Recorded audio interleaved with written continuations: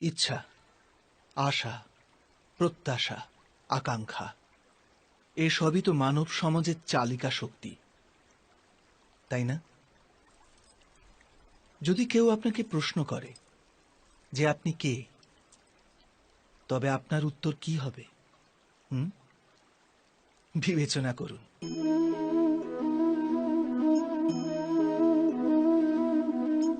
আপনি তখন বুঝতে পারবেন যে আপনার ইচ্ছাই আপনার জীবনের ব্যাখ্যা। কিছু পাওয়ার সাফল্য, কিছু না পাওয়ার নিষ্ফলতাই আপনার পরিচয়। অধিকতর ব্যক্তি এইভাবে জীবিত, নিজের ভেতর থেকে শেষ হয়ে যেতে থাকে, তবু নিজের ইচ্ছেগুলোকে মারতে পারে না। ইচ্ছা তাকে এমন ভাবে ছোটাতে থাকে যেমন মৃগের নেশায় শিকারী। কিন্তু আবার এই ইচ্ছাগুলির গর্ভ থেকেই জ্ঞানের প্রকাশও ঘটে। কি করে? যখন ইচ্ছা অপূর্ণ থেকে যায়, আশা ভেঙে যায়, তখন সেখান থেকে জ্ঞানের কিরণ প্রবেশ করে মানুষের হৃদয়ে। না, এই গাথা শুধু ইচ্ছাদের পরস্পর সংঘর্ষের নয়, নয় মহতাকাঙ্ক্ষা থেকে জন্ম নেওয়া ভয়াবহ রক্তপাতের। এই গাথা হল ইচ্ছার গর্ভ থেকে উৎসারিত হওয়া জ্ঞানের।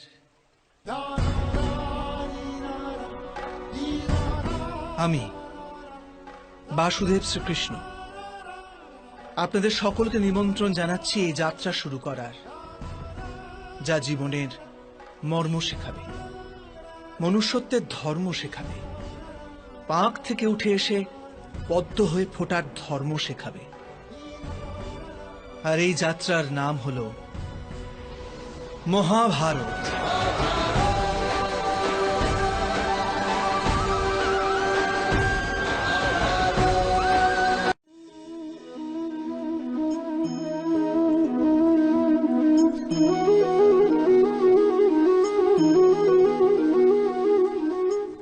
সন্তানের ভবিষ্যৎ সুখে ভরে তোলার চেষ্টা, এই তো প্রত্যেক মাতা পিতার প্রথম কর্তব্য। যাদের আপনি এই সংসারে এনেছেন, যাদের কর্মের দ্বারা এই জগৎ আপনারও পরিচয় পাবে ভবিষ্যতে, তাদের ভবিষ্যৎ সুখদায়ক করার চেষ্টার চেয়ে অধিক গুরুত্বপূর্ণ আর কি বা হতে পারে? কিন্তু সুখ আর সুরক্ষা এসব কি মানুষের কর্ম থেকেই প্রাপ্ত হয় না?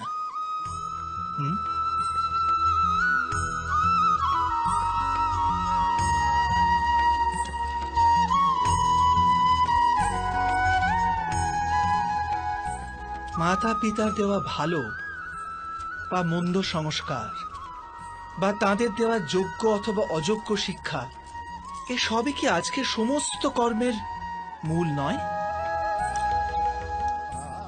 সংস্কার আর শিক্ষার থেকে তৈরি হয় মানুষের চরিত্র। অর্থাৎ মাতা পিতা নিজের সন্তানদের যেমন চরিত্র নির্মাণ করেন, তেমনই হয় তাদের ভবিষ্যৎ। কিন্তু তবু অধিকতর মাতা পিতা নিজেদের সন্তানের ভবিষ্যৎ সুরক্ষিত করার চিন্তায় তাদের চরিত্র নির্মাণের কার্যের কথা ভুলেই যান। বস্তুত যে মাতা পিতা শুধু নিজের সন্তানের ভবিষ্যতের চিন্তা করেন, তাদের সন্তানদের কোনো লাভ হয় না। কিন্তু যে মাতা পিতা নিজের সন্তানের ভবিষ্যৎ নয়, তার চরিত্রের নির্মাণ করেন, সেই সন্তানের প্রশস্তি বিশ্ব সংসার করে। স্বয়ং বিচার করুন।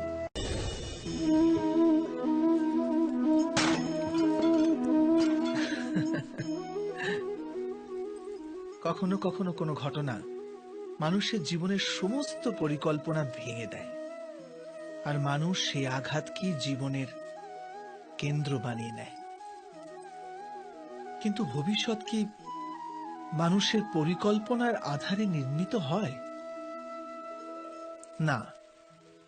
যেভাবে কোনো উঁচু পর্বতে যে ব্যক্তি সর্বপ্রথম চড়ে, সেই পর্বতের পাদদেশে বসে সে যা পরিকল্পনা করে, সেই পরিকল্পনায় কি তাকে পর্বতের শিখরে পৌঁছে দিতে পারে? না। বাস্তবে সে ব্যক্তি যত উপরে ওঠে তত নিত্য নতুন পরীক্ষা, নতুন বিড়ম্বনা, নতুন ধরনের অবরোধের সম্মুখীন হয়। প্রত্যেক পদে তার পরবর্তী পদক্ষেপ ঠিক করতে হয়, প্রত্যেক পদে তাকে পরিকল্পনা বদলাতে হয়। না হলে যদি পুরাতন পরিকল্পনা তাকে খাদের দিকে ঠেলে দেয়, সে পর্বতকে নিজের যোগ্য করে তুলতে পারে না, কেবল নিজেকে পর্বতের যোগ্য করার চেষ্টা করতে পারে। আচ্ছা, জীবনের ক্ষেত্রেও তো এমনই হয়। যখন মানুষ তার জীবনের কোনো একটি বাধা, কোনো একটি অবরোধকে জীবনের কেন্দ্র বানিয়ে নেয়, নিজের জীবনের গতি থামিয়ে দেয়, তখন সে তার জীবনে সফল হতে পারে না, পারে না সুখ আর শান্তি প্রাপ্ত করতে। অর্থাৎ জীবনকে নিজের যোগ্য করার চেষ্টার বদলে স্বয়ং নিজেকে জীবনের যোগ্য করে তোলার চেষ্টাই কি সাফল্য আর সুখের একমাত্র মার্গ নয়? স্বয়ং বিচার করুন।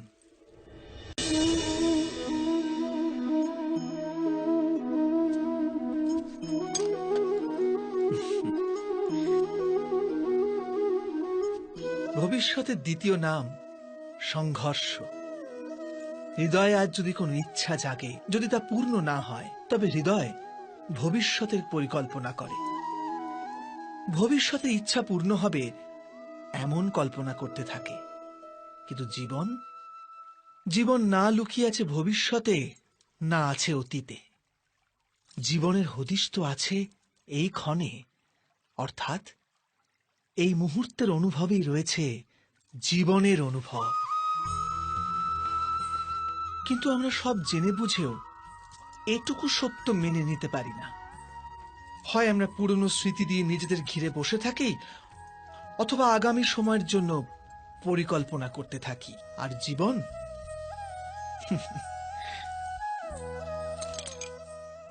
বয়ে চলে।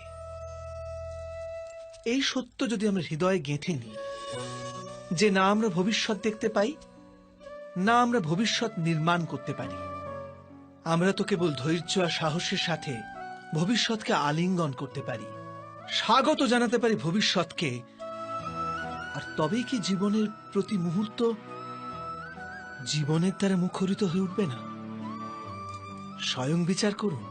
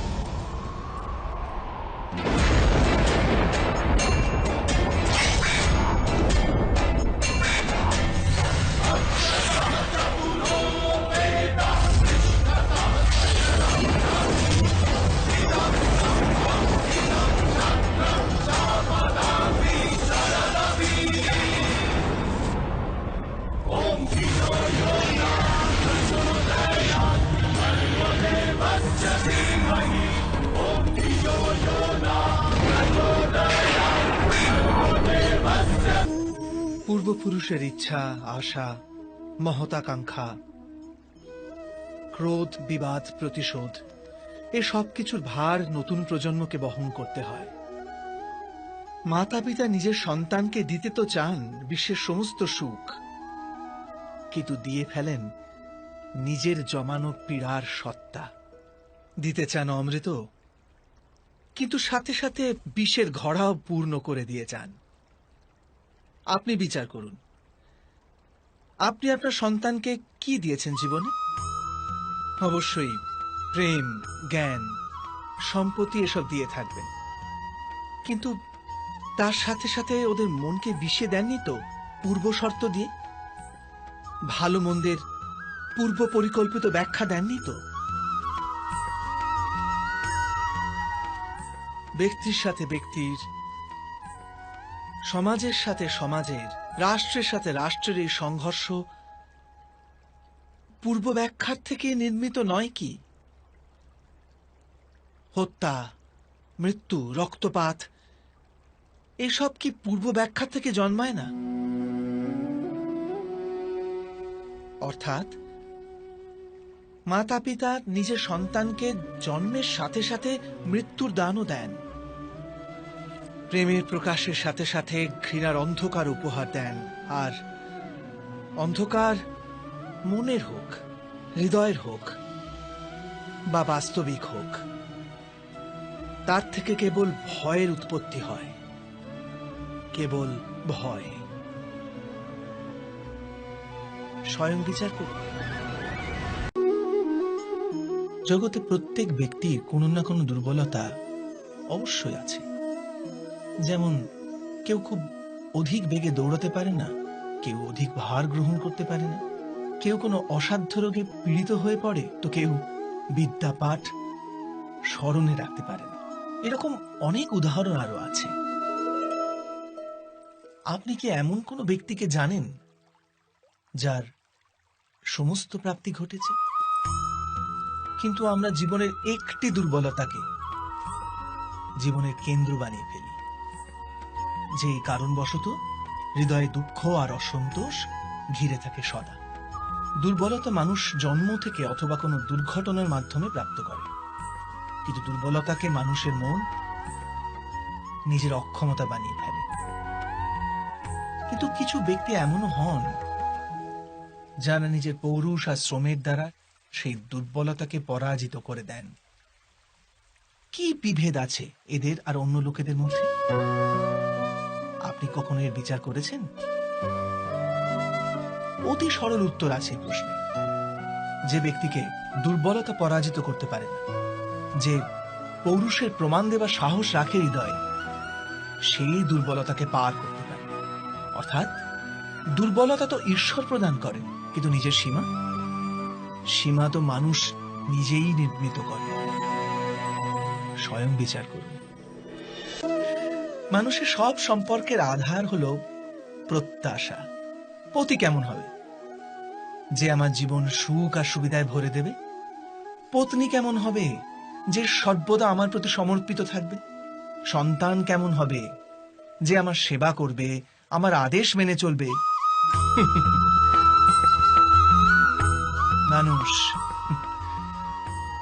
মানুষ প্রেম তাকেই দিতে পারে যে তার প্রত্যাশা পূর্ণ করতে পারে। আর প্রত্যাশা নিয়তি হচ্ছে ভঙ্গ হওয়া। কি করে?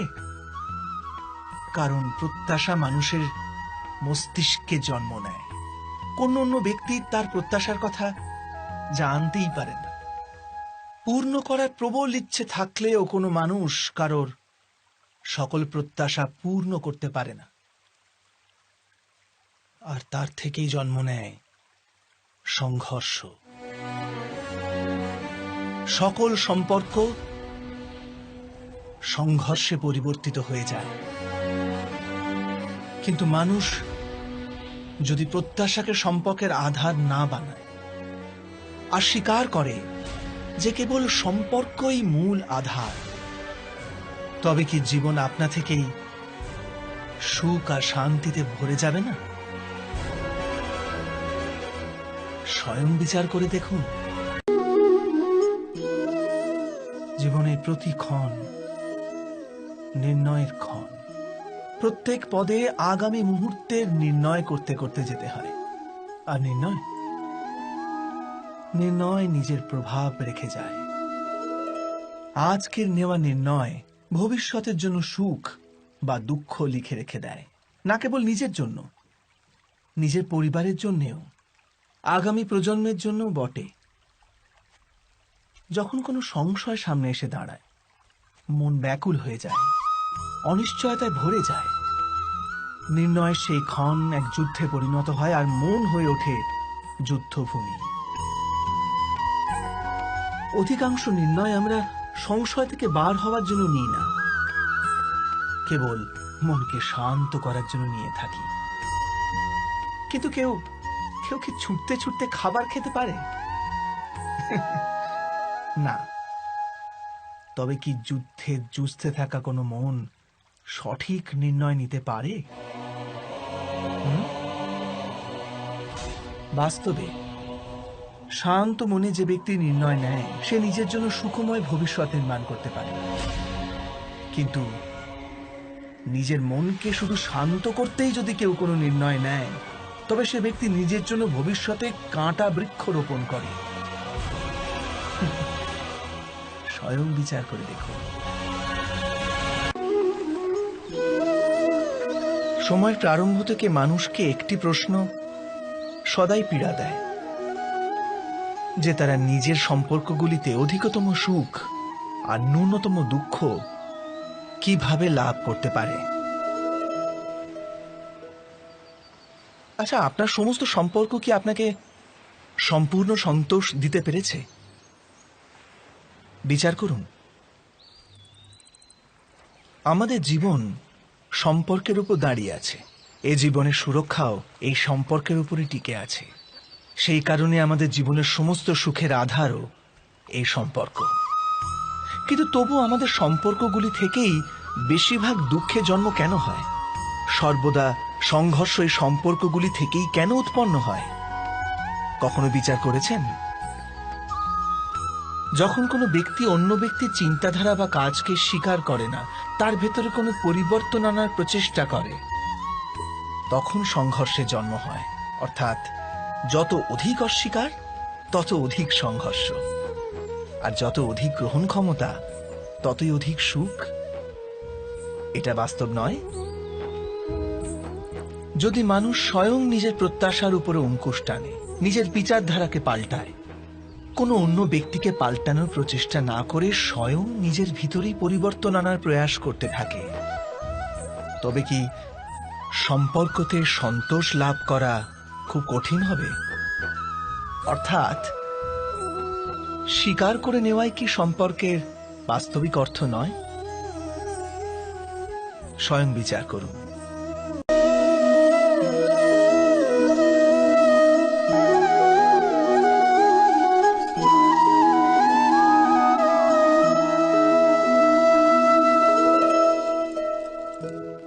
যখন কোনো ব্যক্তি কোনো ঘটনার ভিতরে অন্যায়কে দেখতে পায়, তখন সেই ঘটনা তার হৃদয়কে তছনছ করে দেয়। সমস্ত জগৎকে সে নিজের শত্রু রূপে জ্ঞান করতে থাকে। অন্যায় বলে মনে হওয়া সেই ঘটনা যত বিরাট হয়, মানুষের হৃদয়ও কিন্তু ততই বিরোধিতা করতে থাকে। সেই ঘটনার পরিপ্রেক্ষিতে সে ন্যায় দাবি করে। আর এটা তো যোগ্য কথা। বাস্তবিক সংসারে যে কোনো রকমের অন্যায় ব্যক্তির আস্থা আর বিশ্বাসের বিনাশ করে। কিন্তু এই ন্যায় কাকে বলে? ন্যায়ের অর্থ কি? অন্যায় যে করেছে সে যদি অনুতপ্ত হয়, আর যার উপর অন্যায় হয়েছে তার মনে যদি আবার বিশ্বাস জাগে সমাজের প্রতি, তাকেই তো ন্যায় বলে। কিন্তু যার হৃদয়ে ধৈর্যের স্থান নেই, সে ন্যায়ের পথ ছেড়ে দ্বন্দ্ব আর প্রতিশোধের পথ বেছে নেয়। হিংসার বদলে প্রতিহিংসার ভাবনা নিয়ে সে এগিয়ে যায়। স্বয়ং যা পীড়া ভোগ করেছে তার চেয়ে অধিক পীড়া অপরকে দেবার প্রয়াস করে। আর এই পথে চলতে গিয়ে অন্যায় যার উপর হয়েছে সেই স্বয়ং অন্যায় করে ফেলে। শীঘ্র সে অপরাধী হয়ে যায়। অর্থাৎ ন্যায় আর প্রতিশোধের মধ্যে খুব ক্ষুদ্র ফারাক থাকে, আর সেই ফারাকের নামই হল ধর্ম। এটা কি সত্য নয়? স্বয়ং বিচার করুন। দুই ব্যক্তি যখন নিকটে আসে তখন তারা একে অপরের জন্য সীমা আর মর্যাদা নির্ধারণ করার চেষ্টা অবশ্যই করে।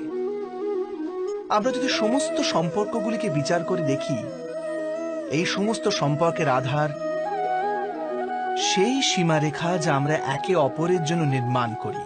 আর যদি অজান্তে সে দ্বিতীয় ব্যক্তি সেই সীমারেখা লঙ্ঘন করে, তাহলে সেই ক্ষণেই আমাদের হৃদয় ক্রোধে ভরে যায়। এই সীমারেখার বাস্তবিক রূপ কি আমরা কি কখনো বিবেচনা করেছি? সীমা বেঁধে দিয়ে আমরা দ্বিতীয় ব্যক্তিকে নির্ণয় করার অনুমতি দিই না, নিজের নির্ণয় সেই ব্যক্তির উপর চাপিয়ে দিই। অর্থাৎ তার স্বতন্ত্রতাকে অস্বীকার করি আমরা। আর যখন স্বতন্ত্রতাকে অস্বীকার করা হয় তখন তার হৃদয় দুঃখে ভরে যায়। আর যখন সে সীমারেখা লঙ্ঘন করে তখন আমাদের হৃদয় ক্রোধে ভরে যায়। এমনটাই হয় নাকি?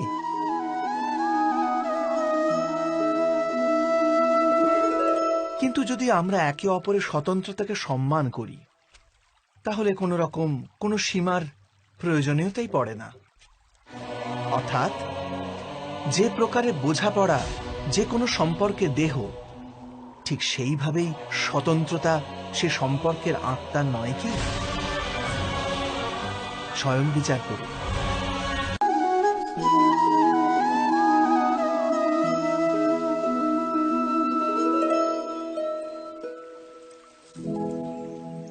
নির্ণয় নেওয়ার মুহূর্তে আমরা সর্বদা কোনো অন্য ব্যক্তির উপদেশ, সূচনা, মন্ত্রণা বা পরামর্শকে আধার করে থাকি। আর আমাদের ভবিষ্যতের আধার হয়ে ওঠে আমাদের আজকের নেওয়া সিদ্ধান্ত। তাহলে কি আমাদের ভবিষ্যৎ অন্য ব্যক্তির পরামর্শ, কোনো অন্য ব্যক্তির দেওয়া উপদেশের ফল? তবে কি আমাদের সম্পূর্ণ জীবন কোনো অন্য ব্যক্তির বুদ্ধির পরিণাম? আমরা কি কখনো বিচার করেছি? সবাই জানে যে ভিন্ন ভিন্ন লোক একই পরিস্থিতিতে ভিন্ন ভিন্ন পরামর্শ দিয়ে থাকে। মন্দিরে দাঁড়ানো ভক্ত বলে দান করা উচিত, আর চোর বলে যদি সুযোগ পাওয়া যায় ওই মূর্তির গয়না চুরি করা উচিত। ধার্মিক হৃদয় ধার্মিক উপদেশ দিয়ে থাকে, আর অধর্ম ভরা হৃদয় অধার্মিক পরামর্শ দেয়। এই ধর্মময় উপদেশ পরামর্শ স্বীকার করলে মানুষ সুখের দিকে যায়। কিন্তু এইরকম পরামর্শ স্বীকার করা তখনই সম্ভব হয় যখন হৃদয়ে ধর্ম থাকে। অর্থাৎ কোনো অন্য ব্যক্তির উপদেশ বা পরামর্শ স্বীকার করার আগে স্বয়ং নিজের হৃদয়ে ধর্মকে স্থাপন করা কি অনেক বেশি জরুরি নয়? স্বয়ং বিচার করুন।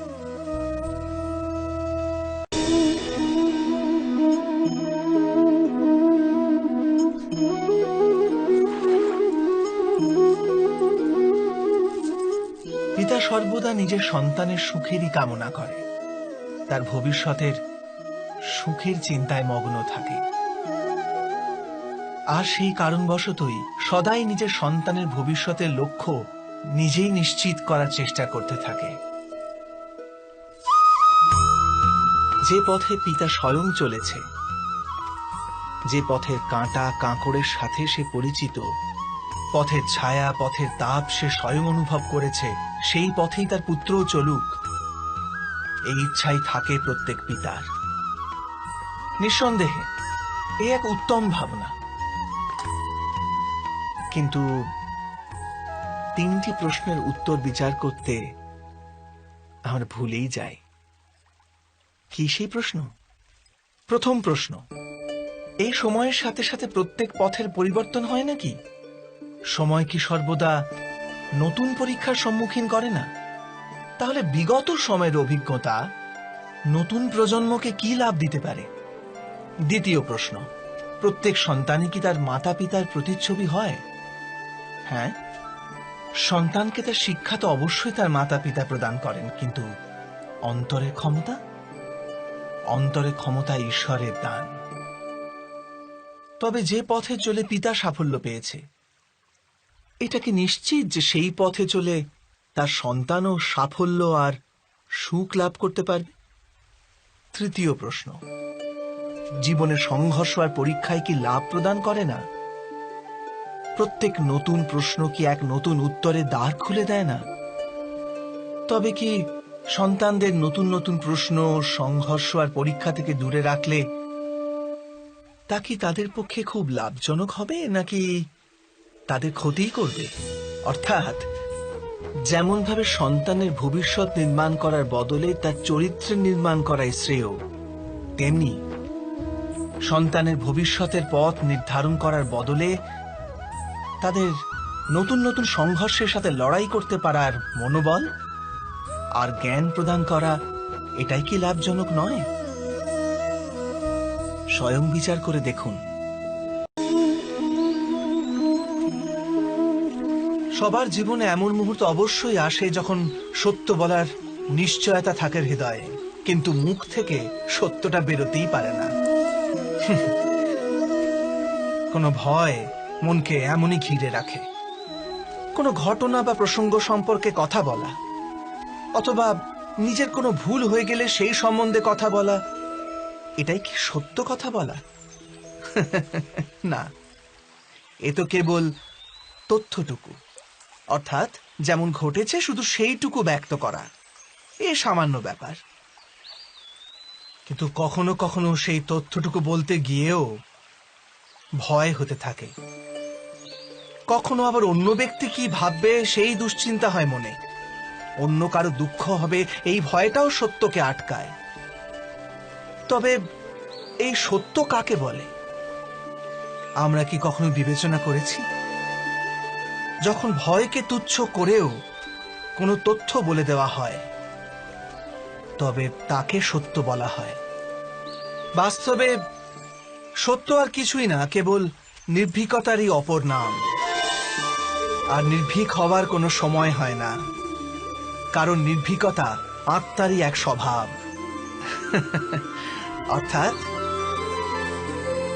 অর্থাৎ জীবনের প্রত্যেকটি ক্ষণই সত্য বলার ক্ষণ নয় কি?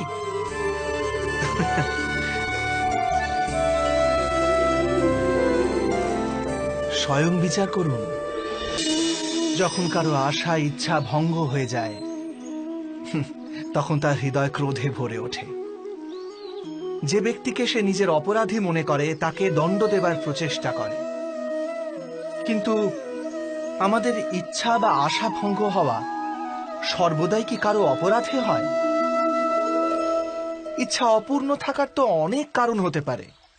কিছু ইচ্ছা দৈবের কারণে ভঙ্গ হয়, আর কিছু নিয়তির জন্য। আর কখনো কখনো ইচ্ছা স্বরূপই এমন হয় যে তা কখনো পূর্ণ হতে পারে না। বিনা পরিস্থিতি বিচার করেই কাউকে অপরাধী মেনে নেওয়া ন্যায় নয়। প্রতিশোধ। ন্যায়ের আধার তো দয়া, করুণা, আর প্রতিশোধের আধার ক্রোধ, অহংকার। অর্থাৎ হৃদয় করুণা ধারণ না করে কারোর অপরাধের বিচার বিবেচনা করা ও কাউকে দণ্ড দেওয়াটা আরো বড় অন্যায় নয় কি? স্বয়ং বিচার করুন।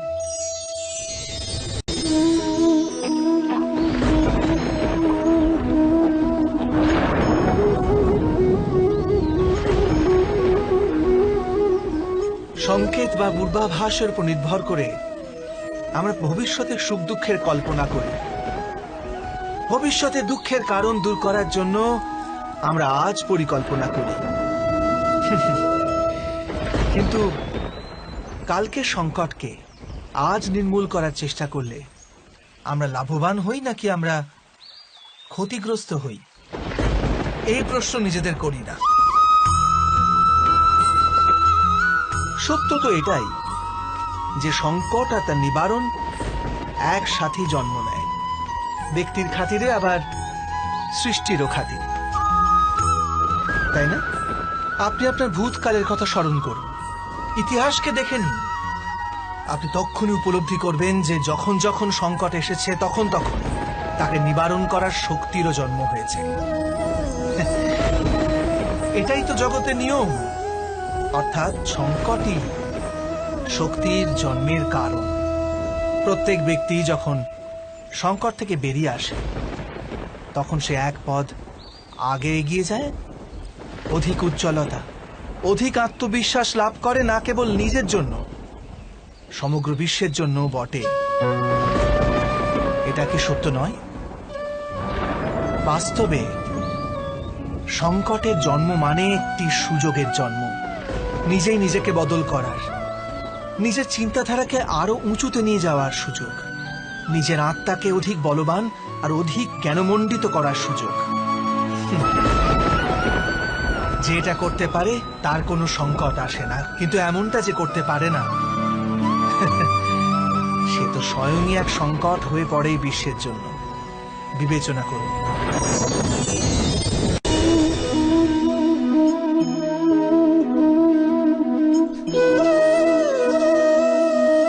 পরম্পরার মধ্যে ধর্মের অবস্থান, আর প্রথাই ধর্মকে ধরে রাখার দায়িত্ব বহন করে, এটা সত্যি। কিন্তু কেবল প্রথাকেই কি ধর্ম বলে? বিবেচনা করুন। সত্য তো এই যে যেমন ভাবে পাষাণের ভেতরে শিল্প থাকে, ঠিক তেমনি প্রথার মধ্যেও ধর্মকে পাওয়া যায়। এই পাথরের মধ্যেও শিল্প আছে। এই পাথরটাই শিল্প নয়। শিল্প ফুটিয়ে তোলার জন্য পাথরকে ভাঙতে হয়, অনাবশ্যক অংশগুলিকে কেটে বাদ দিতে হয়। ঠিক সেইভাবেই প্রথার মধ্যে ধর্মকে খুঁজে বার করতে হয়। যেমন ভাবে ইন্দ্র পূজার প্রথা ত্যাগ করে গোবর্ধন পূজার ধর্ম আরম্ভ না যদি হতো, যাদবেরাও তাদের মুক্তির পথ খুঁজে পেত না। অর্থাৎ প্রথা পালনে যে বেশি গোঁড়ামি করে, ধর্ম থেকে সে বঞ্চিত হয়ে যায়। আর পরম্পরার অন্ধ অনুকরণ যে করে, সেও প্রকৃত ধর্মপরায়ণ হতে পারে না। কথায় আছে, হংস সর্বদা নীর ক্ষীর পার্থক্য করতে পারে। দুধে জল মেশানো থাকলেও কেবল দুধটুকুই গ্রহণ করে। তবে কি যথার্থ ধর্মজ্ঞান পেতে হলে হৃদয়ে জ্ঞান থেকে প্রসূত বিবেক থাকা আবশ্যক নয়? আর সেই বিবেক না থাকলে যাকে আমরা ধর্ম বলে মনে করছি, তা আসলে প্রকৃত ধর্মই নয়। এমনও তো হতে পারে। স্বয়ং বিচার করে দেখুন।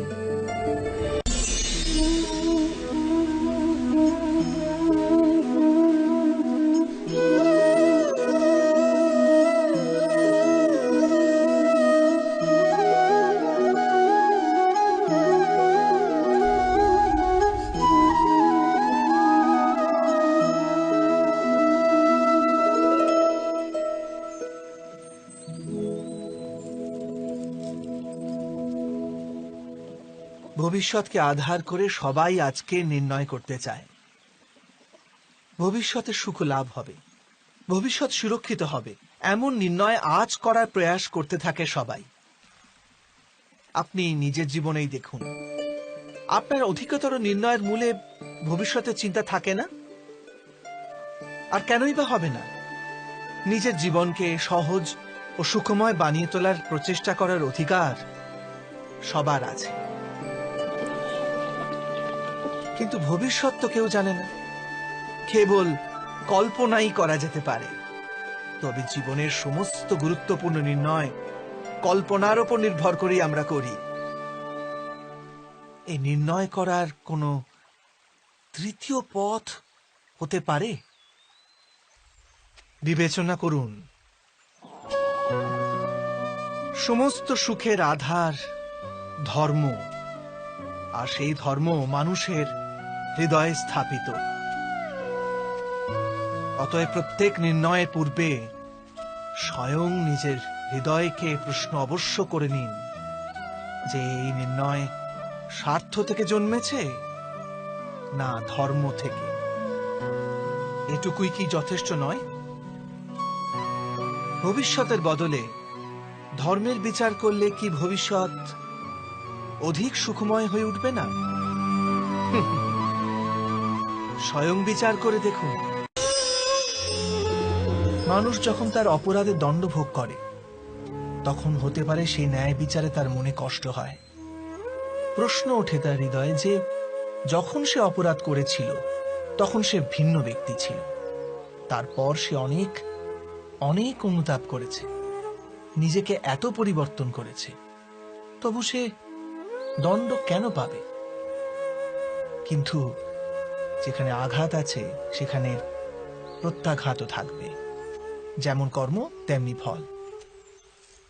যদি কাউকে স্নেহ দাও তবে সুখ লাভ হবে, যদি কাউকে হত্যা করো তবে মৃত্যুদণ্ড পাবে। যেমন কার্য তেমনি ন্যায় হয়। তবে কি প্রায়শ্চিত্ত বা অনুতাপের কোনো মূল্য নেই? আছে, অবশ্যই মূল্য আছে। প্রায়শ্চিত্ত অনুতাপ মানুষকে অন্তর থেকে বলবান করে তোলে, আসন্ন শাস্তিকে গ্রহণ করার জন্য মানুষকে প্রস্তুত করে। অর্থাৎ প্রায়শ্চিত্ত না করে দণ্ড স্বীকার করার কোনো মূল্য আছে? স্বয়ং বিচার করুন।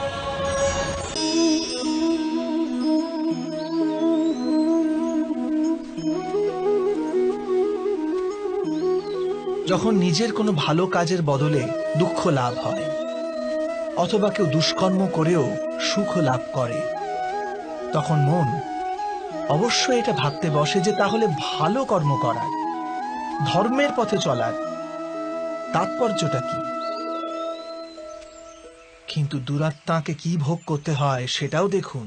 দুষ্কর্ম যে করে তার হৃদয় সর্বদা চঞ্চল থাকে, ব্যাকুল হতে থাকে। মনে সর্বদা নতুন নতুন সংঘর্ষ উৎপন্ন হয়। অবিশ্বাস তাকে সারা জীবন ছোটাতে থাকে। একে কি সুখ বলে? যে ব্যক্তি ধর্মের পথে চলে সর্বদা সুকর্মে রত থাকে। সৎ চরিত্র ব্যক্তির হৃদয় সর্বদা শান্ত থাকে। পরিস্থিতি তার জীবনে সুখের পথে বাধা হয়ে দাঁড়ায় না। সমাজে তার সম্মান ও মনে সন্তোষ অক্ষত থাকে সর্বদা। অর্থাৎ ভালো ব্যবহার ভবিষ্যতে সুখের পথ দেখায় না, ভালো ব্যবহার নিজেই সুখ দেয়। অথবা দুর্ব্যবহার ভবিষ্যতে দুঃখের পথ দেখায় না, অধর্ম সেই মুহূর্তে দুঃখকে উৎপন্ন করে। ধর্ম থেকে সুখ পাওয়া যায় না, ধর্মই স্বয়ং সুখ।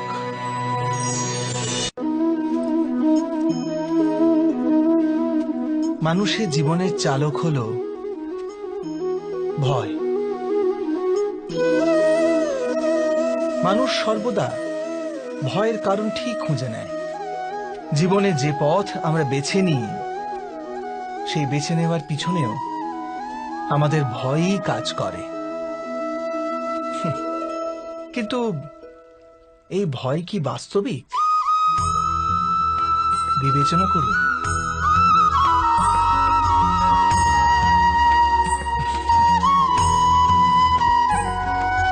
ভয়ের অর্থ আগামী সময়ের বিপত্তির কল্পনা। কিন্তু সময়ের প্রভু কে? না আমরা সময়ের প্রভু, আর না আমাদের শত্রু অথবা আমাদের প্রতিস্পর্ধী। সময় তো ঈশ্বরের অধীনে চলে।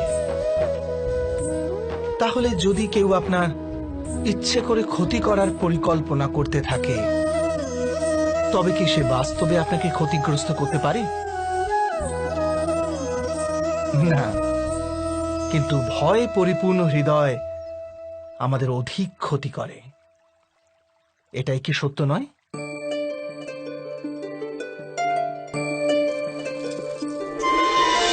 বিপত্তির সময়ে ভয়ভীত হৃদয় যথার্থ নির্ণয় করে না, অতএব বিপত্তিকে অধিক পীড়াদায়ক বানিয়ে তোলে।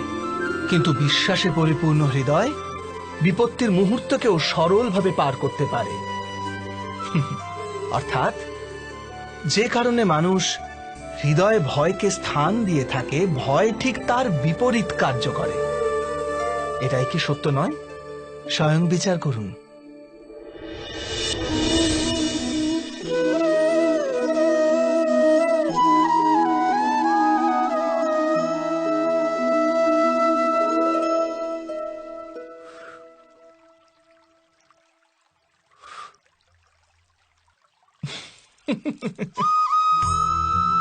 জীবনে আসন্ন সংকটের সম্মুখীন হওয়ার জন্য মানুষ যখন নিজেকে অযোগ্য মনে করে, যখন তার নিজের শক্তির উপর বিশ্বাস থাকে না, তখন সে সদ্গুণ ত্যাগ করে দুর্গুণ আপন করে নেয়। সম্ভবত মানুষের জীবনের কলুষ বৃত্তি তখনই জন্ম নেয় যখন তার অন্তরে আত্মবিশ্বাস থাকে না। আত্মবিশ্বাসই শিষ্টের ধারণ করে। এই আত্মবিশ্বাস কাকে বলে?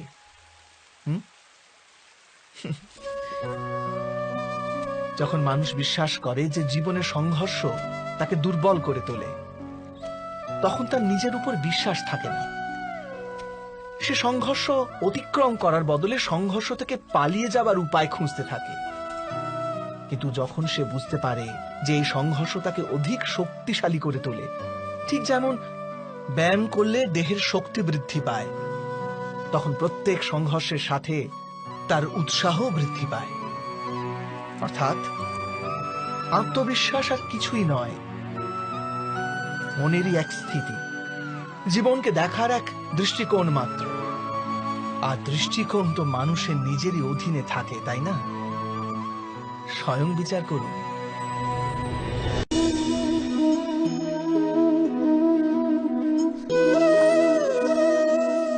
ক্ষমতার লালসা সবারই হৃদয়কে ঘিরে থাকে।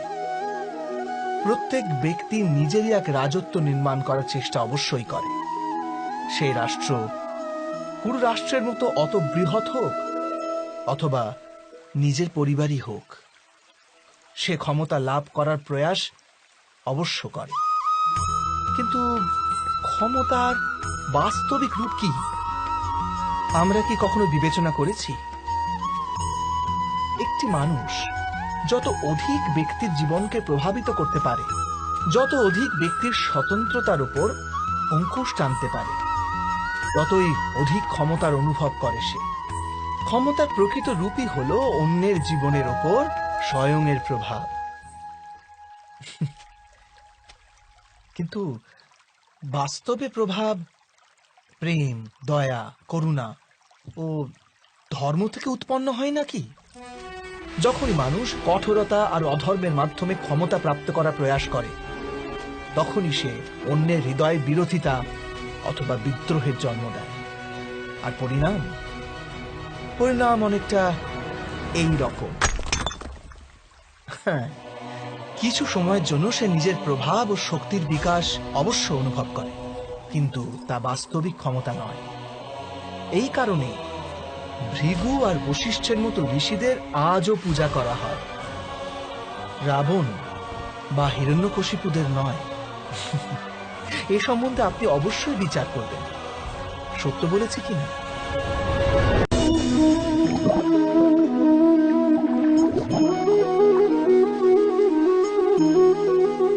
একটি শিশু যখন এই পৃথিবীতে জন্ম নেয়, তখন সে সম্পূর্ণভাবে সংস্কার মুক্ত হয়। তখন তার অন্তরে না কোনো সুসংস্কারের চিহ্ন অঙ্কিত থাকে, না কোনো অপসংস্কারের। অর্থাৎ জন্মের সময় বালকের মধ্যে না কোনো গুণ থাকে, না কোনো দোষ। তবে এই দোষ অথবা গুণ কিসের ভিত্তিতে লাভ হয় আমরা কি কখনো ভেবে দেখেছি? যে কথা মাতা পিতার মুখে নিরন্তর শোনা যায়, সেসব কথাই তাদের সন্তানের হৃদয়ে সংস্কারের রূপ নেয়। যেমন কোন গ্রামে নদীর তট অব্দি একটা আলপথ আপনি নির্মিত হয় কেবল সেই পথে বারবার চলার দরুন। অর্থাৎ মাতা পিতার হৃদয়ের ইচ্ছাই তাদের সন্তানের হৃদয়ে দোষ অথবা গুণ হয়ে জন্ম নেয়। এটাই কি সত্য নয়? কিন্তু তবু যখন তাদের সন্তানের মধ্যে কোনো দোষ দেখা যায়, তখন মাতা পিতা আশ্চর্য ও দুঃখিত হয়ে পড়েন। মাতা পিতা হৃদয়ে এই প্রশ্নই করে যে তাদের সন্তানের মধ্যে এই অপসংস্কার এলো কেমন করে। সত্য তো এটাই যে মাতা পিতা নিজের সন্তানের মনে অজান্তেই অপসংস্কারে বীজ রোপণ করেন, যা তাদের সন্তানের হৃদয় ভূমিতে কুশিক্ষার বৃক্ষ হয়ে মাথা তোলে। অর্থাৎ নিজের সন্তানদের সুসংস্কার আর ধর্মপরায়ণ করে তোলার আশা রাখে যে মাতা পিতা, তাদের সর্বপ্রথম তাদের নিজের হৃদয়ের ইচ্ছার উপর নিয়ন্ত্রণ রাখাটা অনিবার্য নয় কি?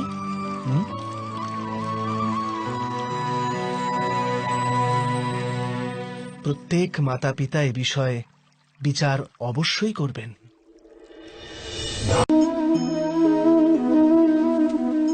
মানুষের এই স্বভাব যে সে স্বয়ং নিজের পরিবারকে, নিজের সন্তানদের অধিকতর সুখ লাভ হোক সেই প্রচেষ্টাই করে।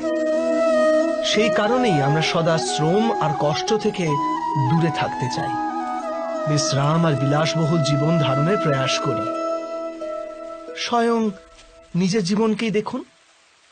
এটা কি সত্য নয় যে আমরা আমাদের সন্তানদের জন্য সর্বদা বিশ্রাম ও স্বাচ্ছন্দ্যের আয়োজন করতে চাই?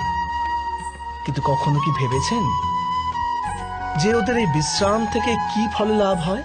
কেবল সুখ আর সুবিধা যারা লাভ করে তাদের জীবন কেমন হয়? শরীর যখন শ্রম করে তখন অধিক সুস্থ থাকে, বুদ্ধিও যখন কঠিন পরিস্থিতির সম্মুখীন হয় তখন আরো তেজস্বী হয়ে ওঠে। এ আমাদের সবার অভিজ্ঞতা, কিন্তু আমরা হয়তো এটা ভুলেই যাই যে মন আর সত্তা যখন কঠিন পরিস্থিতির মধ্যে দিয়ে যায় তখন উভয়ই অধিক বলবান হয়ে ওঠে। অর্থাৎ যখনই আমরা আমাদের সন্তানদের শ্রম ও দুঃখ থেকে দূরে রাখার প্রয়াস করি তখন বাস্তবে তাদের সুখের পথ আমরা বন্ধ করে দিই নাকি? স্বয়ং বিচার করুন।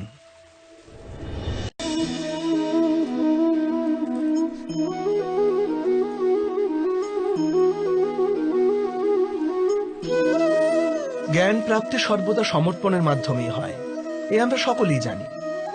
কিন্তু সমর্পণের বাস্তবিক গুরুত্ব কি আমরা কি কখনো বিবেচনা করেছি?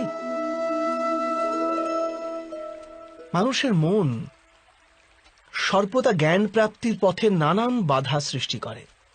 কখনো কোনো অন্য বিদ্যার্থীর প্রতি ঈর্ষা জন্মায়, কখনো গুরুর শেখানো পাঠের উপর সন্দেহ উৎপন্ন হয়, আবার কখনো গুরু দেওয়া কোনো শাস্তি মনকে অহংকারে ভরিয়ে তোলে। তাই নয় কি? কি এমনটাই হয় না? নানান সময় নানান রকম চিন্তা মনকে ব্যাকুল করে তোলে, আর মনের এমন অশান্ত স্থিতির কারণে আমরা জ্ঞান লাভ করতে পারি না। মনের সঠিক স্থিতি কেবল সমর্পণ থেকেই লাভ হয়। সমর্পণ মানুষের অহংকারকে নাশ করে, ঈর্ষা, উচ্চাকাঙ্ক্ষা ইত্যাদি হীন ভাবনাকে দূর করে হৃদয়কে শান্ত করে আর মনকে একাগ্র করে। বাস্তবে ঈশ্বরের সৃষ্টিতে না জ্ঞানের অভাব আছে না জ্ঞানী ব্যক্তি। গুরু দত্তাত্রেয় তো গাভী আর ষণ্ডদের থেকেও জ্ঞান লাভ করেছিলেন।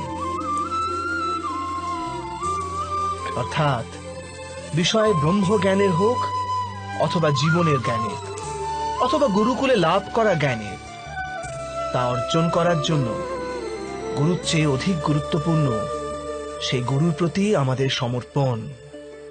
এটাই কি সত্য নয়? স্বয়ং বিচার করুন।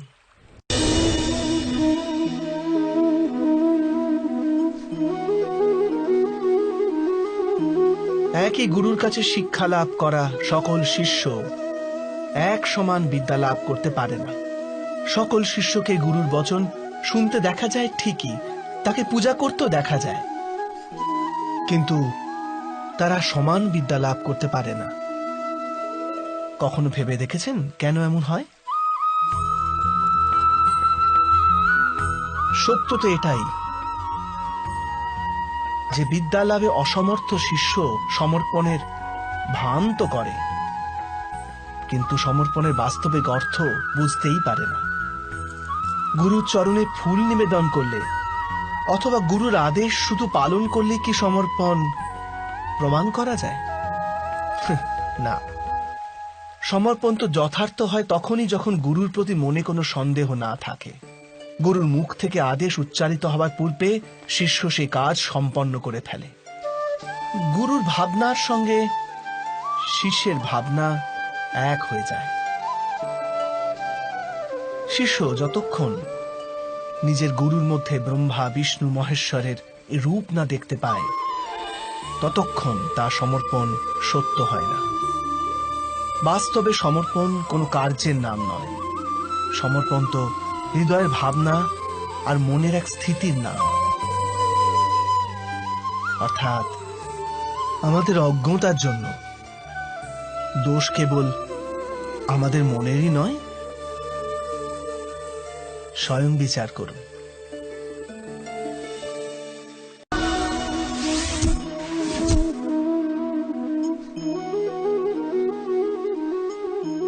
শ্রেষ্ঠত্বের অর্থ কি? শ্রেষ্ঠ হওয়ার অর্থ হলো অন্যদের চেয়ে অধিক জ্ঞান অর্জন করা। অর্থাৎ গুরুত্ব এই বিষয় নয় যে কত জ্ঞান স্বয়ং অর্জন করলো কেউ। গুরুত্ব এই বিষয়ে যে লাভ করা জ্ঞান অন্য ব্যক্তিদের চেয়ে অধিক কিনা।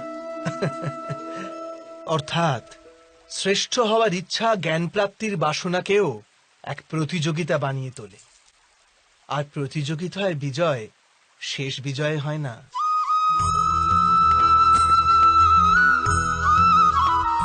কিছু সময়ের জন্য শ্রেষ্ঠ অবশ্যই হওয়া যায়, কিন্তু সর্বদা কেউ কখনো শ্রেষ্ঠ থাকতে পারে না।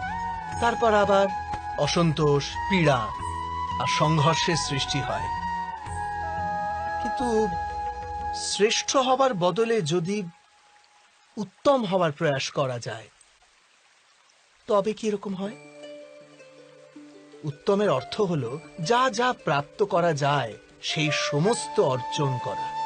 কারোর চেয়ে অধিক লাভ করার ইচ্ছা থেকে নয়, শুধুমাত্র আত্মার তৃপ্তির জন্য কিছু অর্জন করা। উত্তম হবার পথে অন্য কারোর সঙ্গে প্রতিযোগিতা থাকে না, স্বয়ং নিজের সঙ্গেই প্রতিযোগিতা হয়। অর্থাৎ উত্তম হবার চেষ্টা যে করে সে কখনো না কখনো সমস্ত জ্ঞান অর্জন করে ফেলে।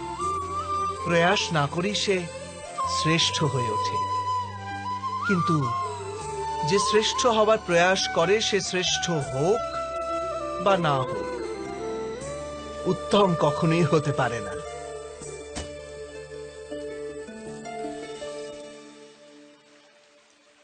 অবশ্যই করবেন।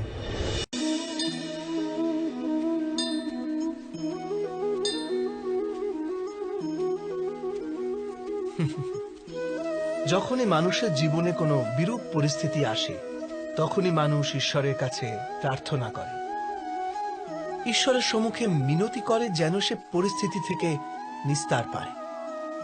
কিন্তু এই প্রার্থনার বাস্তবিক রূপ কেমন হয় সেটা কি আমরা কখনো বিবেচনা করেছি? প্রার্থনার অর্থ হলো নিজের সমস্ত আকাঙ্ক্ষা, সমস্ত চিন্তা, সমস্ত সংকল্প বিকল্প, সমস্ত পরিকল্পনা ঈশ্বরের চরণে দান করা। অর্থাৎ নিজের কর্মের ফল কি হবে সেই নিয়ে চিন্তা না করে ধর্মের অনুরূপ কর্ম কর। ঈশ্বরের পরিকল্পনাকেই নিয়তি বলে মেনে নেওয়া, সেটাই তো প্রার্থনা, তাই না? কিন্তু ঈশ্বরের সমস্ত পরিকল্পনা বোঝাটা সম্ভব কি? সেসব পরিকল্পনা তো আমাদের কর্মের পরিণামস্বরূপ প্রকাশ পায় সর্বদা। কিন্তু যদি কেউ সব কর্মকেই ত্যাগ করে, সেটা কি প্রকৃত প্রার্থনা? বাস্তবে কর্মই জীবন, আর ফলের প্রতি মোহ না করাই সত্যিকারের প্রার্থনা। যে প্রার্থনা কর্মের পথে বাধা হয়ে দাঁড়ায়, মানুষকে কার্যই করতে না দেয়, সেটা প্রার্থনা না পরাজয়? স্বয়ং বিচার করবেন।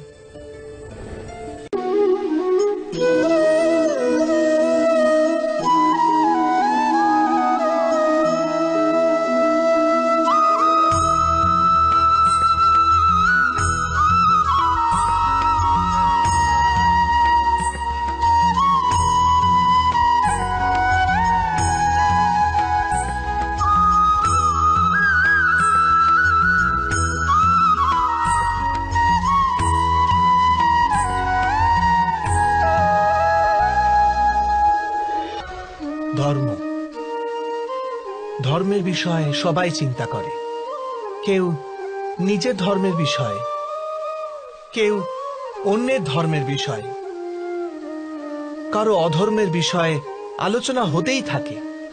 এমন কেউ নেই যে ধর্মের বিষয়ে চিন্তা করে না। কিন্তু বাস্তবে ধর্ম কাকে বলে? কেউ কি সত্যি তা বুঝতে পারে? ধর্ম মানুষকে অন্য মানুষের সঙ্গে, সমস্ত সৃষ্টির সঙ্গে একাত্ম হয়ে বাঁচার জ্ঞান দেয়। সেই কারণেই কোনো ধর্মস্থলে গিয়ে মানুষ সর্বদাই শান্তি লাভ করে। সেটা কি আপনার অভিজ্ঞতা নয়? অর্থাৎ ধর্ম মানুষের সমস্ত সংঘর্ষ বিনাশ করে। কিন্তু এটা কি করে সম্ভব যে কোনো মানুষের অন্য কারোর সঙ্গে কোনো সংঘর্ষ হবে না? বিবেচনা করুন, যেখানে প্রেম আছে সেখানে সংঘর্ষ থাকে নাকি? আপনি বলবেন হ্যাঁ, অবশ্যই থাকে। কিন্তু আপনি আর একটু ভাবলে তবে বুঝতে পারবেন, যেই ক্ষণে সংঘর্ষ হয় সেই ক্ষণে সমস্ত প্রেম বিস্মৃত হয়ে যায়। আর তারপর ইচ্ছা জাগে, অহংকার জাগে, ক্রোধ জাগে, কিন্তু প্রেম না, প্রেম আর জাগে না। কারণ যেখানে প্রেম জাগ্রত থাকে সেখানে সমস্ত বিবাদ, সমস্ত সংঘর্ষ, সমস্ত বচসা বিনষ্ট হয়ে যায়।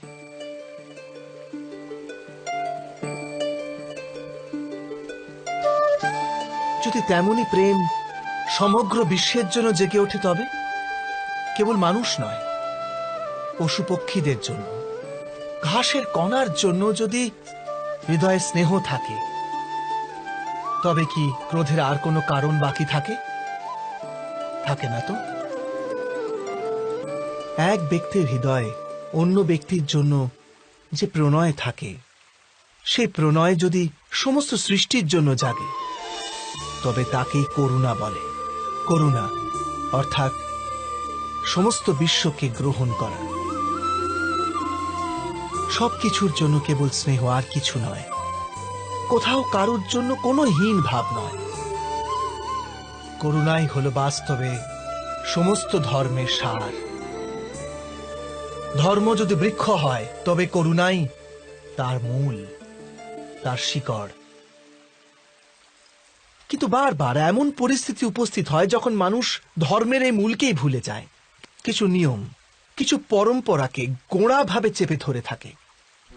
আর করুণাকে তো ভুলেই যায়। আর এই জগৎ ভরে ওঠে সংঘর্ষে, ঈর্ষায়, শোষণে, ক্রোধে, বিবাদে, অর্থাৎ অধর্মে। আর তখন পরমাত্মাকে অবতার ধারণ করতে হয় মানুষকে বাস্তবিক জ্ঞান প্রদান করার জন্য। মহাভারতের কথাও সেই সময়ের কথা, যখন কিছু লোক পরম্পরাকে ধর্ম জ্ঞানে পালন করত, আর বাকিরা অধর্মে পরিপূর্ণ ছিল। ক্রোধ, বিবাদ, উচ্চাকাঙ্ক্ষার ঘূর্ণিঝড়ে আবৃত হয়ে ধর্মকেই নাশ করছিল। ব্যক্তির প্রতি স্নেহ ছিল, কিন্তু সমস্ত বিশ্বের জন্য স্নেহ ছিল না হৃদয়ে। এ জগতে করুণা ছিল না। সেই কারণেই আমি অবতার ধারণ করলাম।